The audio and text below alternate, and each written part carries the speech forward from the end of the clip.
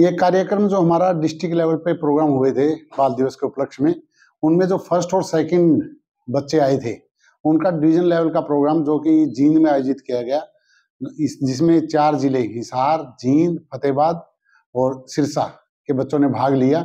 और ये कार्यक्रम 27 तारीख से लेकर 29 तारीख तक आज इसका समापन हो जाएगा। और फर्स्ट और सेकंड जो बच्चे आएंगे इन प्रतियोगिताओं में, वो बच्चे जो हमारा राज्य स्तरीय प्रोग्राम होगा उसमें भाग लेंगे। और जो बच्चे वहां पर फर्स्ट, सेकंड, थर्ड और कंसोलेशन प्राइज जो प्राप्त करेंगे, वो बच्चे महामहिम राज्यपाल हरियाणा जी के द्वारा जहां भी हमारा राज्य स्तरीय प्रोग्राम आयोजित किया जाएगा वहां पे उनको सम्मानित किया जाएगा। नमस्कार, मैं हूं दीक्षिता और आप देख रहे हैं विचार समाचार, एक ऐसा मंच जहां विचार बनते हैं बदलाव की आवाज। आज हम बात करेंगे एक ऐसे मुद्दे पर जो देश के हर नागरिक के दिल से जुड़ा है, आतंकवाद। 2 अगस्त साल 2000 जम्मू कश्मीर के पहलगाम का नुनवान बेस कैंप, अमरनाथ यात्रा में दर्शन करने जा रहे यात्रियों का जमावड़ा लगा हुआ था। अचानक सुरक्षा घेराव तोड़ते हुए आतंकवादी घुसे, गोलाबारी हुई, बम फटे, 21 अमरनाथ यात्रियों की जान चली गई। साथ में 7 दुकानदार, कुली और 3 सुरक्षाकर्मी भी मारे गए। लेकिन ये सिर्फ शुरुआत थी। इसी दिन पहलगाम से महज 50 किलोमीटर दूर मीर बाजार काजीकुंड में 18 मजदूरों को मदद के बहाने रात में झोपड़ियों से निकाला गया और सबकी बेरहमी से गोली मारकर हत्या कर दी गई। 7 ईंट भट्टों पर काम करने वाले मजदूरों के साथ भी यही हुआ। ये सभी मजदूर यूपी, बिहार, मध्य प्रदेश से मेहनत मजदूरी करने के लिए यहाँ आए हुए थे। इस काली रात की कहानी यही नहीं रुकी। हिंसा की आंचों ने पीर पंजाल की पहाड़ियां पार की और कश्मीर से उठकर पहुंच गई जम्मू तक, जहां डोडा जिला में एक दूर दराज गांव में 11 लोगों को इसी तरह चुन चुन कर मार दिया गया। एक ही रात में 89 लोगों की मौत हुई। तत्कालीन प्रधानमंत्री अटल बिहारी वाजपेयी ने कहा, इसमें लश्कर तैयबा का हाथ है। ये न कश्मीर घाटी में हुआ पहला हमला था, न आखिरी अमरनाथ यात्रा। कश्मीरी पंडित, बाहर से आए मजदूर, सेना, सभी को निशाना बनाया गया। लेकिन ये बर्बरता यही रुकने का नाम नहीं लेती। आतंकवाद ऐसे ही निर्दयतापूर्ण भारतीयों की जिंदगी को लीलता रहा। अभी हाल ही में इसी पहलगाम में फिर से एक दिल दहला देने वाला आतंकवादी हमला हुआ। इस हमले में 26 बेकसूर टूरिस्ट की जान चली गई और 17 घायल हुए। अपने परिजनों की जान की भीख मांगती महिलाओं से कहा गया, जाओ मोदी को बता दो। तो आतंकवाद जैसे गंभीर मुद्दे पर बातचीत करने के लिए कल इसी समय हमारे साथ मंच पर उपस्थित होंगे एक बहुत ही खास मेहमान। तब तक के लिए बने रहिए हमारे साथ और देखते रहिए विचार समाचार। मैं हूं दीक्षिता। नमस्कार। मैं हूं दीक्षिता और आप देख रहे हैं विचार समाचार, एक ऐसा मंच जहां विचार बनते हैं बदलाव की आवाज। आज हमारे साथ स्टूडियो में उपस्थित हैं देश के माननीय प्रधानमंत्री जी। प्रधानमंत्री जी, स्वागत है आपका हमारे इस मंच पर।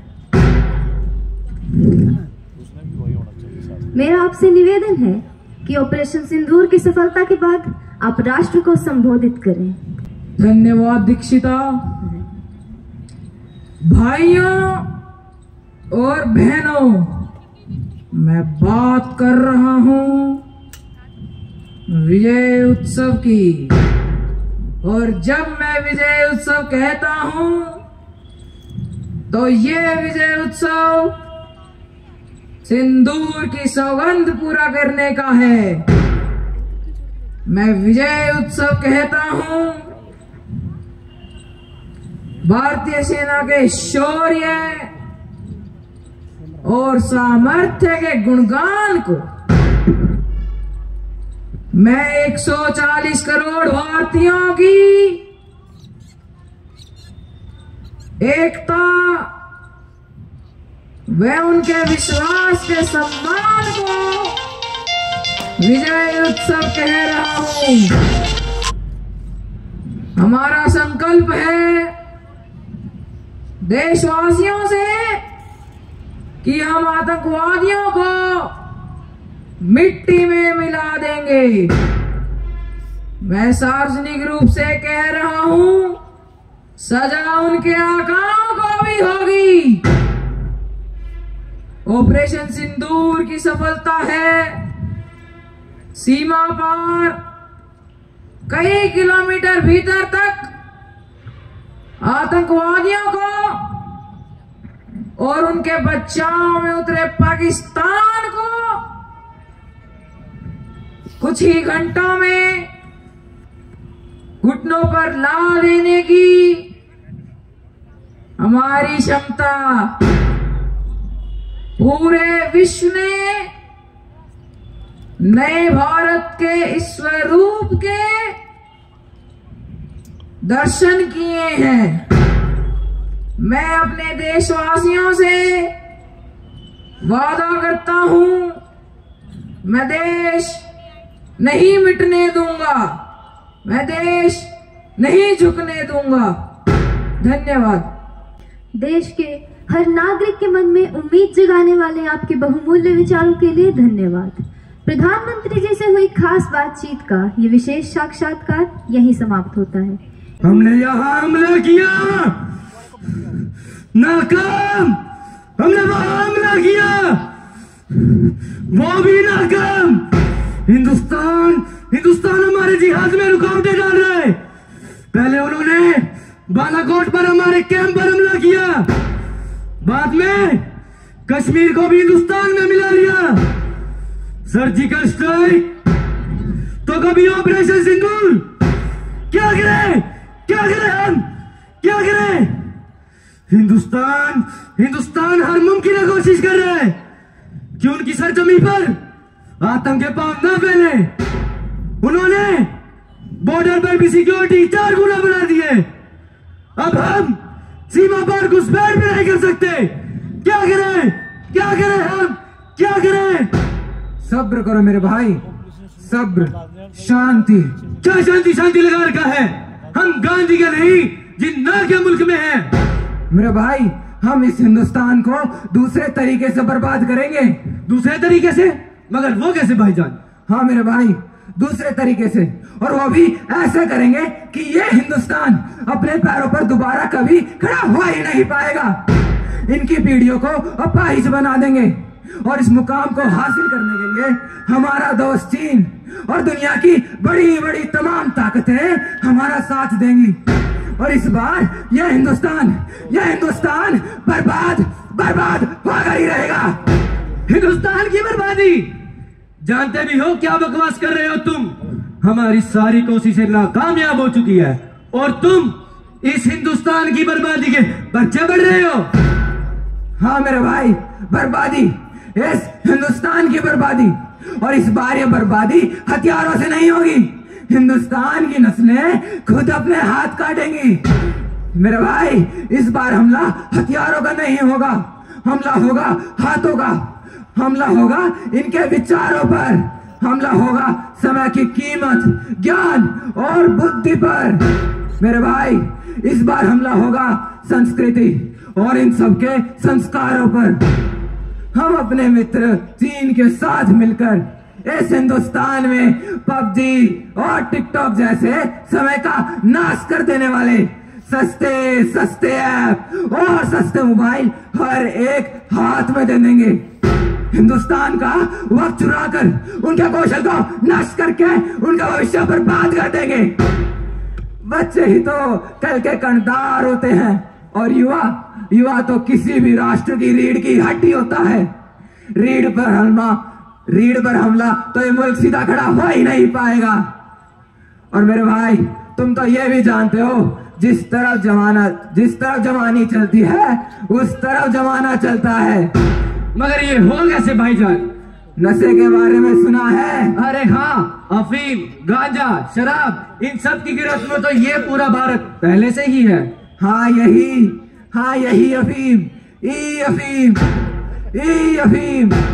ई drugs, Snapchat, Instagram, Twitter, PUBG और न जाने क्या क्या। इस बार हमला बाहर से नहीं, भीतर से होगा, भीतर से। और ऐसा होगा कि इस मंजर को देखकर इन सब हिंदुस्तानियों के पूर्वजों की भी रूह कांप उठेगी। हाँ भाई, मेरे भाई, ये हमला ऐसा ही होगा जिसके हमने इतने सालों से सपने देखे हैं। तो चलो भाईजान, इस योजना को अंजाम देने के लिए काम पर लग जाते हैं। हाँ चलो, काम पर लग जाते हैं। सुप्रभात गुरुजी। सुप्रभात बच्चों, बैठो।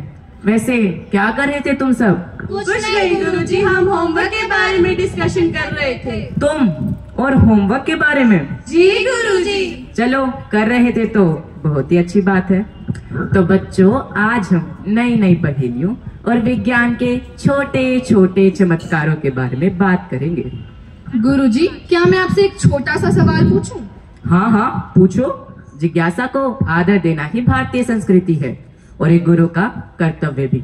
किंतु याद रहे, कोई भी सवाल छोटा नहीं होता। अरे वो हाथी वाला सवाल पूछना। गुरुजी, क्या हम एक हाथी को फ्रिज में रख सकते हैं? हाथी के लिए फ्रिज होना थोड़ा कठिन है, पर विचार अच्छा है। बड़े बड़े सवाल छोटे छोटे उत्तरों से ही तो सुलझते हैं। बस धैर्य चाहिए। लेकिन पहले तो मुझे ये बताओ, ये सवाल किस विषय का है और किस अध्यापक ने आपसे पूछा? बिना डिग्री वाले गुरुजी ने। बिना डिग्री वाले गुरुजी ने मतलब? गूगल गुरु ने गुरुजी। बच्चों, ये मोबाइल तुम्हें विचारहीन और बुद्धिहीन बना देगा। जो वक्त तुम्हें नवनिर्माण और पढ़ाई में लगाना चाहिए, वो तो तुम स्क्रीन पर गवा रहे हो। देश के जाने माने IIT, मेडिकल कॉलेज, यूनिवर्सिटियां तुम जैसे होनहारों की राह देख रहे हैं और तुम हो कि मोबाइल के जाल में फंसकर रह गए। अरे गुरुजी, मोबाइल देखना और उसमें खेलना दोनों कितने मजेदार हैं। और मोबाइल में तो ज्ञान भी है। ऑनलाइन क्लासेस से तो स्कूल आने की भी आवश्यकता नहीं पड़ती। मजे से खाते रहो और घर बैठे पढ़ते रहो। और गुरुजी, कौन बार बार आपकी डांट फटकार सुने, अनुशासन और समय की पाबंदी के भाषण सुने? नहीं बेटा, ज्ञान मोबाइल में नहीं, ज्ञान तो विद्यालयों में है। ज्ञान तो कक्षाओं में है, पुस्तकों में है, अध्यापकों के पास है। और मैं ये कहूं तो ज्यादा सही रहेगा कि असली ज्ञान हमारी भारतीय वेदों में है, हमारी भारतीय संस्कृति में है। ऑनलाइन क्लासेस से पढ़ने में और नॉन अटेंडिंग क्लासेस से पढ़ने में तालीम तो है, पर तहजीब नहीं है। ऐसी शिक्षा हमें संवेदनहीन और भाव शून्य बना देती है। संस्कारों से परिपूर्ण शिक्षा के लिए गुरु का सानिध्य ही परम आवश्यक है। गुरु से ज्ञान प्राप्त करने के लिए तो स्वयं भगवान को भी मानव अवतार लेना पड़ा था। चाहे फिर वो श्री राम ही क्यों ना हो, जिन्होंने गुरु वशिष्ठ से शिक्षा ली, और चाहे फिर वो श्री कृष्ण ही क्यों ना हो, जिन्होंने गुरु संदीपन से शिक्षा ली। और क्या तुमने नालंदा और तक्षशिला जैसे बड़े बड़े विश्वविद्यालयों के बारे में नहीं सुना? समझो बच्चों इस बात को कि मोबाइल तुम्हें मानसिक रूप से बीमार बना रहा है। पुस्तकों से प्राप्त ज्ञान तुम्हारे जीवन की दिशा और दशा दोनों को बदल सकता है। और क्या तुम सब महर्षि दयानंद जी के संदेश को भूल गए? वेदों की ओर लौटो। गुरुजी, क्या हम छोटे छोटे बच्चे वास्तव में इस देश के लिए कुछ कर सकते हैं? हाँ हाँ बिल्कुल, और तुम नहीं करोगे तो कौन करेगा? आखिरकार तुम ही तो देश का आने वाले भविष्य हो। देश को विश्व गुरु बनाने का भार तुम्हारे ही तो मजबूत कंधों पर है। तुम ही इस देश के वैज्ञानिक हो और तुम ही इस देश के सिपाही भी। वैसे जैसे तुम्हारी विचारधारा है, उससे लगता तो नहीं कि तुम समाचार पढ़ते होगे। अरे पढ़ना तो छोड़ो, सुनते भी हो क्या? गुरुजी, समाचार कौन सुनता है? समाचार तो आप जैसे बड़े बूढ़े लोग सुनते हैं। हम बच्चे तो वीडियो गेम खेलते हैं, वीडियो गेम, उसमें मजा आता है। समाचार तो बोरिंग होते हैं। यही तो कारण है। एक तरफ तो तुम सब समाचारों से दूर हो और एक तरफ कुछ बच्चे हैं जो समाचारों में हैं, लोगों को दांतों तले उंगलियां दबाने पर मजबूर कर रहे हैं। गुरुजी, बच्चे और समाचारों में वो कैसे? हाँ, बच्चे, और बच्चे भी तुम्हारी उम्र के। उदाहरण के लिए गूगल पर कौटिल्य को ही ले लो, हरियाणा का रहने वाला, आजकल तो काफी सुर्खियों में है। ऐसा प्रतिभावान बालक जिसने ना जाने कितने ही टीवी कार्यक्रमों पर अपनी हाजिर जवाबी और समझदारी का परिचय दिया है। आज भले ही लोगों ने उसे गूगल बॉय का नाम ही क्यों ना दे दिया हो, परंतु उसने खुद ये बात स्वीकार की है कि वो अफीम से दूर है और उसने ज्ञान पुस्तकों से अर्जित किया है। गुरुजी, ये ई अफीम क्या है? ई अफीम एक ऐसा नशा, और नशा भी ऐसा जो खाया नहीं जाता, जिसने आज की हर पीढ़ी को, युवा को, बच्चों को, वृद्ध को, सबको अपनी चपेट में ले लिया है। एक ऐसा विशाल अजगर जो हमारी भारतीय संस्कृति के संस्कारों को, साहित्य को, सबको निकलता जा रहा है, जिसके सहायक है स्नैपचैट, इंस्टाग्राम, फेसबुक इत्यादि, जो सब है ई ड्रग्स। लेकिन बच्चों, देश को भारी खतरों और भीतरी दुर्बलताओं से बचाने का जिम्मा तुम्हारे ही ऊपर है। जी गुरुजी, आपने बिल्कुल सही कहा। अब हमें ई अफीम का अर्थ अच्छे से समझ आ गया और हम इससे दूर रहने का हर संभव प्रयास करेंगे और औरों को भी सचेत करेंगे। समाज में इसके प्रति जागरूकता भी फैलाएंगे। ये भारत विश्व गुरु है और हम हैं इसके छोटे छोटे सिपाही। मैं छोटा हूँ पर मेरा इरादा बड़ा है। ये देश मेरा लक्ष्य है, मैं हूँ छोटा सिपाही। मेरी तलवार कलम है, मेरी ढाल ज्ञान है। मैं मोबाइल नहीं, पुस्तक से दोस्ती करूंगी। मैं वेद पढ़कर अपनी माटी का मान बढ़ाऊंगी। मैं हूँ छोटा सिपाही। मैं खेल को स्थान दूंगी और अपने वतन को नाम दूंगी। मेरी जीत स्क्रीन की नहीं, मेरे गांव और खेत के हरे भरे फसल की है। मैं हूँ छोटा सिपाही।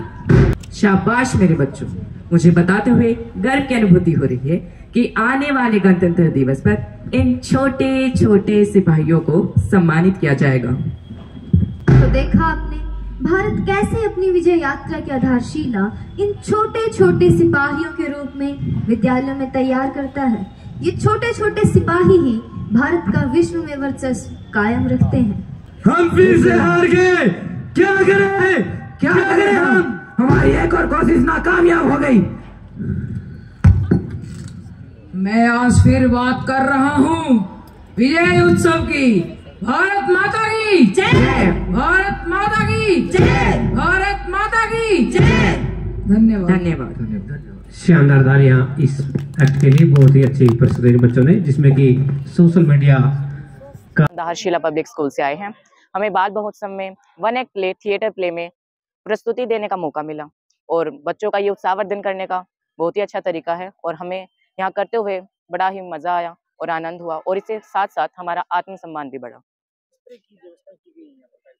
व्यवस्था बहुत अच्छी है, बच्चों को आगे बढ़ाने के लिए, उनके टैलेंट को निकालने के लिए बहुत अच्छा कार्यक्रम है ये हमारे बाल महोत्सव जीन की तरफ से।